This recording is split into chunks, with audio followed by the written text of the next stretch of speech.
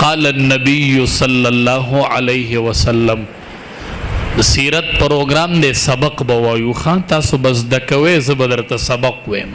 تپوس په پکیم کوم ټیم پټیم او خان سبس د شي ان شاء الله. قال النبی صلی اللہ علیہ وسلم نبی کریم صلی اللہ علیہ وسلم او فرمائل د دوالو جهانو سردار او فرمائل ان من افضل ایامکم یوم الجمعه پټول ورځو کې غوره ورځ د جمعې ده. دا چا فرمایلی؟ نبی کریم صلی الله علیه وسلم. ځکه معلوم به وي کنه قال رسول الله صلی الله علیه وسلم ان من افضل ایامکم یوم الجمعه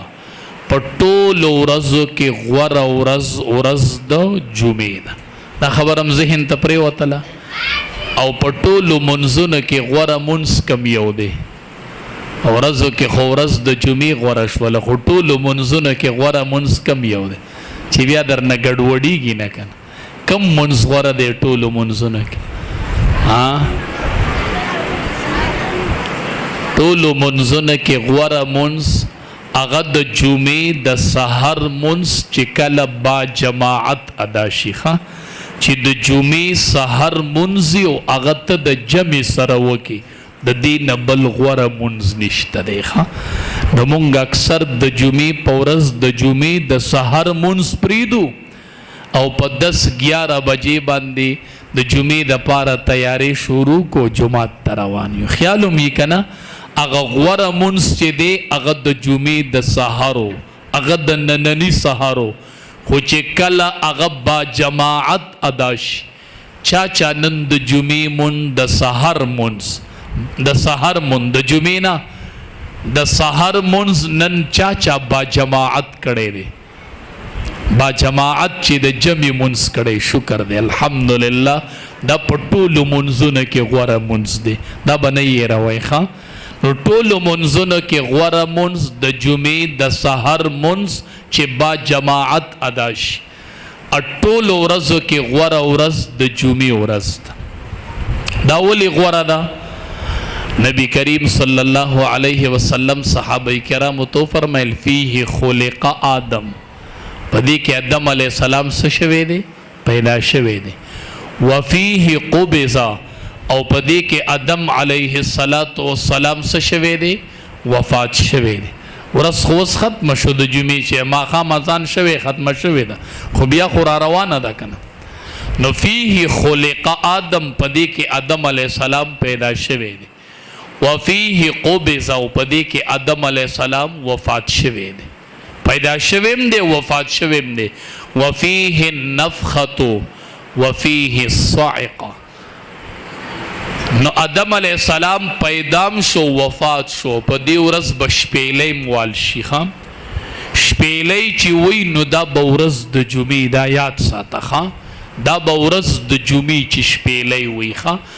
هسې نه تا د سحر مونځ نه یې کړی او په هغه ورځ د جمعې ورځ یو شپېلۍ ووال شي نو دا به ورځ د جمعې او په خلقو چې بیهوشي راځي نو دا به ورځ د جمعې شپېلۍ بم د جمعې په ورځ یو چې څنګه شپېلۍ ووهل شي بیا به بیهوشي راځي ټول خلق به مدهوشه کېږي نو شپېلۍ بم د جمعې په ورځ وال شي یو بیهوشي بم د جمعې په ورځ راځي. دا څلور کارونه د جمعې په ورځ کېږي نو دا د ټولو ورځو نه غوره ورځ. نو په دې ورځ بسي چل کوو چې د ټولو نه غوره شوله. دا به کور نن وړو ته وی چې لاړ شي بچوړو راجمع شئ په ټولو ورځو کې غوره ورځ د جمعې ده. بچي به وایي چې ولې وایي په دې کې آدم علیه السلام پیدا شوی بیا وفات شوی بچوړو شپېلۍ چې پوکي که نه نظام چې ورانیږي نو ورځ د جمعې به خنوسي چل به دې کې کوو. نو نبی کریم صلی الله علیه وسلم صحابه کرامو تو فرمایل فاکثروا علی من الصلاة چې دا د ټولو نه غوره ورځ شوه نو په دې باندې ما باندې زیات درود شریف وایه په نور ورځو هم وایه خو فاکثروا علی من الصلاة په دې ورځ به په ما باندې ډیر وایه په نور ورځو هم وایه خو د جمعې په ورځ ډیر وایه. خولی به ډیر وایو سوال پیدا کیږي کنه د جمعې په ورځ به ولې ډیر وایو فإن صلاتکم معروضة علی نبی علیہ السلام فرمایل وستاسو درود شریف د جمعې په ورځ په ما باندې پیش کیږي خاغه ما ترا د زمکه کې ملائک ګرځي چې غیبانه څوک درود وای نو هغه وړیو په امام الانبیاء باندې پیش کوي ښا نو د جمعې په ورځ ما ته زما د امت درود شریف را رسیږي نو د جمعې په ورځ زکه ډیر وای دا څومره د خوشحالۍ خبره ده چې ورځ د جمعې او ستا لاس کې به درود شریف تی جبه لمدی او د بچو لمدی او د بیبي لمدی ټولو لدې دا ذهن جوړ کړی چې نن به دا درود چې دی فإن صلاتکم معروضة علی دا ستاسو درود په ما پیش کیږي جمعې په ورځ ډیر وای